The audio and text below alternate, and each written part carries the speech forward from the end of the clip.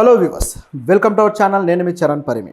మమతా బెనర్జీ గారు నేను రాజీనామాకు సిద్ధం అని చెప్పేసి ఒక భారీ సంచలన స్టేట్మెంట్ అయితే ఇచ్చారు. ఇప్పటిదాకా కోల్కతాని అలాగే వెస్ట్ బెంగాల్ని ఏకఛత్రాధిపత్యంగా ఏలిన ఒక సామ్రాజ్యం అని చెప్పొచ్చు నిజం చెప్పాలంటే. ఎందుకంటే ఆవిడ మాటకు ఎదురే లేకుండా పోయింది. ఆవిడ ఒక శివగామిలాగా తన మాట శాసనం అన్నంత రేంజ్లో కోల్కతాని ఓవరాల్గా వెస్ట్ బెంగాల్ని ఆవిడ నడిపించారు. అక్కడ ఏం జరుగుతుంది, ఒకవేళ కొన్నిసార్లు ఎక్కడైనా క్రైమ్ జరిగితే ఆ విషయాలు కూడా బయటికి రాకుండా అంత సీక్రెట్గా నడిచిపోయేది. ఇంకా చెప్పాలంటే బంగ్లాదేశ్ నుంచి వచ్చే అనేక మంది రోహింగ్యాలకి అడ్డా ఏదైనా ఉందంటే కోల్కతానే. కోల్కతా అడవుల్లో లోపల వీళ్ళు కాలనీస్ ఏర్పరచుకొని నివాసం ఉంటున్నారు. అయినా ఇది కూడా బయట ప్రపంచానికి తెలియదు. అదేవిధంగా ఇప్పుడు ఆర్జికర్ మెడికల్ హాస్పిటల్ ఏదైతే ఉందో, ఈ కాలేజీ హాస్పిటల్, ఇందులో జరుగుతున్న యాక్టివిటీస్ కూడా ఇప్పటిదాకా అవి బయటికి రాకుండా వీటిని అలాగే ప్రభుత్వం దాచిపెడుతూ వచ్చి చివరికి పెద్ద వివాదం అయ్యాక అయినా సరే దమనకాండ చూపిస్తూ పోలీసులను ఉపయోగించి ఈ విధంగా డాక్టర్ల మీద ఇబ్బంది పెడుతూ రకరకాలుగా చేసుకుంటూ వచ్చింది. ఇక ఈ కేసులో అనేక ప్రూఫ్స్ని, ఎవిడెన్సెస్ని లేకుండా చేయడానికి, స్పాయిల్ చేయడానికి ట్రై చేసింది. సో ఇంత చేసినా సరే ఈ డాక్టర్లు ఎవరైతే ధర్నాలు చేస్తున్నారో, నిరసనకారులు, వీళ్ళంతా కూడా ఏమాత్రం వెనక్కి తగ్గకుండా పోరాడుతూ వస్తున్నారు. ఇప్పుడు సుప్రీంకోర్టులో సిబిఐ కావచ్చు, అలాగే పోలీసులు, అదేవిధంగా ఈ ప్రభుత్వం, వీళ్ళందరూ కలిసి దానికి సంబంధించిన వాదనలు అయితే వినిపిస్తూ వస్తున్నారు. ఇది ఒక వైపు జరుగుతూ ఉంటే ఈ నిరసనలు మాత్రం ఆగట్లేదు. ఈ నిరసనల దెబ్బకి ఇక మమతా బెనర్జీ గారికి ఇక అయిపోయింది నా పని అని చెప్పేసి అర్థమై ఉండాలి. మొత్తానికి డెసిషన్ అయితే తీసుకున్నారు. నేను రాజీనామా చేస్తాను అని చెప్పేసి ప్రకటిస్తూ దానికి సంబంధించి మళ్ళీ కొన్ని విషయాలను ఆవిడ తెలియజేశారు. ఏంటంటే జూనియర్ డాక్టర్లు చాలా రోజులుగా ఇన్సిడెంట్ ఎప్పుడైతే జరిగిందో అప్పటి నుంచి కూడా తమ విధులు మానేసి రోడ్ల మీదకి వచ్చి ధర్నాలు చేస్తూ వస్తున్నారు. న్యాయం జరగాలి అని చెప్పేసి. అలాగే వాళ్ళు అనేక డిమాండ్లు ముందు పెట్టుకొని ఉన్నారు. అయితే ఇది చాలా రోజులుగా జరిగిన తర్వాత మొన్న సుప్రీంకోర్టు ఏం చేసిందంటే, ఈ డాక్టర్లందరూ తిరిగి విధుల్లోకి వెళ్ళండి, మీరు విధుల్లోకి వెళ్ళకపోతే అక్కడ పేషెంట్లకు ఇబ్బంది, కాబట్టి వెళ్ళండి, అలాగే మీ డిమాండ్లు ఏంటో ప్రభుత్వంతో చర్చించండి, దీనికోసం కోర్టు సహాయం తీసుకోండి అని చెప్పేసి కోర్టు కూడా చెప్పింది. అలాగే ప్రభుత్వానికి కూడా హెచ్చరికలు జారీ చేసింది. ఈ డాక్టర్ల విషయంలో మీరు ఏమాత్రం వాళ్ళకి ఒకవేళ విధుల్లోకి వచ్చిన తర్వాత శిక్షలు విధించొద్దు, ఎటువంటి పనిష్మెంట్లు ఉండొద్దు అని. ఎందుకంటే ప్రభుత్వానికి వ్యతిరేకంగా చేశారు కదా, సో వాళ్ళ మీద రివెంజ్ తీర్చుకుంటుంది మమతా బెనర్జీ ప్రభుత్వం అని కోర్టు ముందే గ్రహించింది. ఎందుకంటే మమతా బెనర్జీ గారి మెంటాలిటీ తెలిసిన ఎవరైనా సరే ఆవిడ రివెంజ్ తీర్చుకోవడానికి రెడీగా ఉంటారని అంచనా వేస్తారు. ఆవిడ మీద విమర్శలు చేసిన వాళ్ళ మీద కూడా మంత్రుల చేత తిరిగి విమర్శలు చేయించారు మమతా బెనర్జీ గారు. ఎవరైనా విమర్శలు చేస్తే వాళ్ళంతా చూస్తామని, లేకపోతే వాళ్ళని లేపేస్తామని కూడా వార్నింగ్లు ఇచ్చారు మంత్రులు. సో అంత దారుణంగా జరిగింది అక్కడ. అయితే ఎప్పుడైతే కోర్టు చెప్పిందో ఇక వాళ్ళు వస్తారు అని చెప్పేసి మమతా బెనర్జీ గారు వెయిట్ చేస్తూ గడిపారనమాట ఈ 2-3 రోజుల పాటు. అయినా సరే డాక్టర్లు ఎవరు కూడా ముందుకు రాలేదు. దాంతో ప్రభుత్వమే ఆహ్వానించింది డాక్టర్లని. మీరు రండి, మీ చర్చలు మేము ఆహ్వానిస్తున్నాము, మనం చర్చిద్దాం, మీ డిమాండ్లు ఏంటో మాకు తెలియజేయండి, దీన్ని ముందుకు తీసుకువెళ్దామని చెప్పేసి ఆవిడ ప్రకటించారు. అయినా సరే డాక్టర్లు రాలేదు. ఇక లాభం లేదని చెప్పేసి ఆవిడ ఒక నిర్ణయానికి అయితే వచ్చారు. ఇప్పటిదాకా మమతా బెనర్జీ గారు దిగిపోవాలి అనే దాకా ఉద్యమం వెళ్ళింది. వాళ్ళు కేవలం డిమాండ్లు మాత్రమే కాదు, విద్యార్థులు, అదేవిధంగా ఇతర మానవ హక్కుల సంఘాల వాళ్ళు, వీళ్ళందరూ కలిసి ధర్నా చేస్తూ మమతా బెనర్జీ దిగిపోవాలి అని చెప్పేసి అడుగుతూ వస్తున్నారు. ఇది తీవ్ర రూపం దాలుస్తూ రావడంతో ఇక మమతా బెనర్జీ గారికి కూడా ఏం చేయాలో అర్థం కాలేదు. ఆవిడ సరే నేను ఇక రాజీనామా చేస్తాను నా పదవికి, మీరైతే డిస్కషన్కి రండి అన్నారు.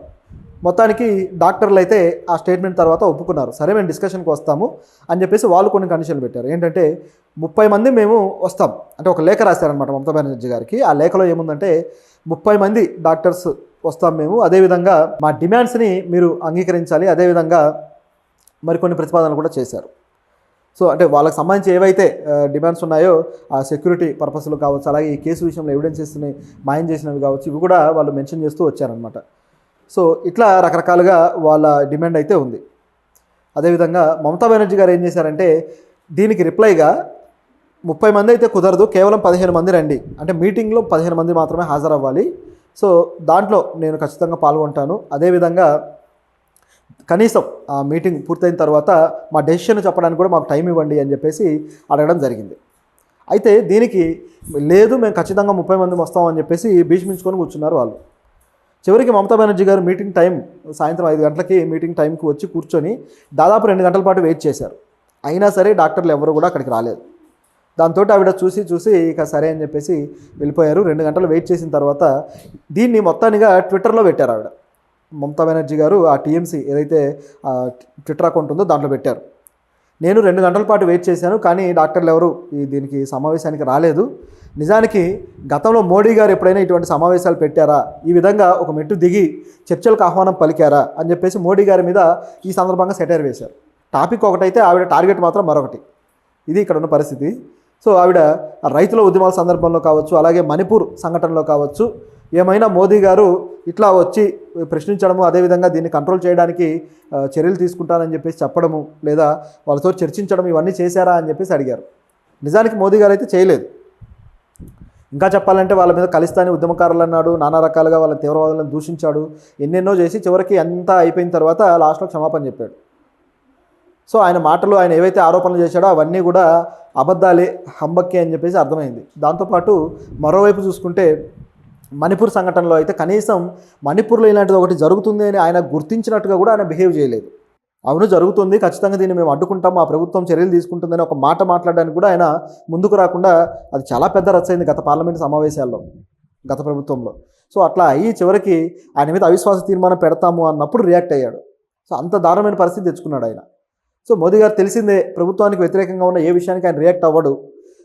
కేవలం కొన్ని ప్రభుత్వానికి ఏవైతే బెనిఫిట్గా ఉంటాయో వాటికి మాత్రం రియాక్ట్ అవుతూ వస్తుంటాడు ఆయన. ఇది ఒక యాంగిల్ అయితే, ఇక్కడ మమతా బెనర్జీ గారు కూడా అదేవిధంగా చేశారు ఇన్ని రోజులు. తర్వాత కొద్దిగా ఆవిడ స్టాండ్ మార్చుకొని కేంద్ర ప్రభుత్వాన్ని ఇబ్బంది పెట్టడానికి బిహేవ్ చేస్తూ వెళ్ళారు. అయితే ఇక్కడ ఆవిడ ఏదైతే ప్రతిపాదన ఉందో, ఈ ప్రతిపాదన విషయంలో మనకు కొన్ని డౌట్స్ ఉన్నాయి. ఒకటి వచ్చేసి ఆవిడ రాజీనామా. మమతా బెనర్జీ గారి రాజీనామా చేస్తాను అని చెప్పిన తర్వాత చర్చలకు ఆహ్వానించడం అనేది కొద్దిగా సింక్ అవ్వట్లేదు. ఆవిడ రాజీనామా చేస్తే కొత్త ముఖ్యమంత్రిని ఆ పార్టీ నుంచి ఎన్నుకోవచ్చు.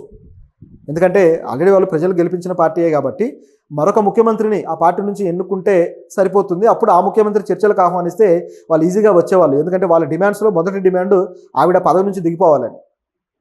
అప్పుడు చర్చలకు వచ్చేవాళ్ళు. కానీ ఆవిడ అలా చేయకుండా నేను రాజీనామా చేస్తానని స్టేట్మెంట్ ఇచ్చి ఆవిడే ఆహ్వానించారు, అంటే సీఎం హోదాలో. సో వచ్చి డిస్కషన్ జరిగితే వాళ్ళు ఈజీగా కన్విన్స్ అవుతారు, వాళ్ళని కన్విన్స్ చేయొచ్చు. ఆ తరువాత మళ్ళీ తన పదవిలో తాను కొనసాగొచ్చు అనేది ఆవిడ స్కెచ్ అయి ఉండొచ్చు. అంటే కేవలం వాళ్ళని కొద్దిగా ఆవేశం చల్లార్చడం కోసమే ఇటువంటి స్టేట్మెంట్ ఇచ్చారు. ఇది ఒక రాజకీయమైన ఎత్తుగడలా కనబడుతుంది. వీళ్ళు ఇప్పుడు రాలేదు కాబట్టి ఇప్పుడు ఈ డిమాండ్ పెద్దదవుతుంది. మమతా బెనర్జీ గారు తెలుసో తెలియకో ఒక రాంగ్ స్టెప్ పడ్డట్టే. తను ఒక టాక్టిక్ అనుకున్నారు.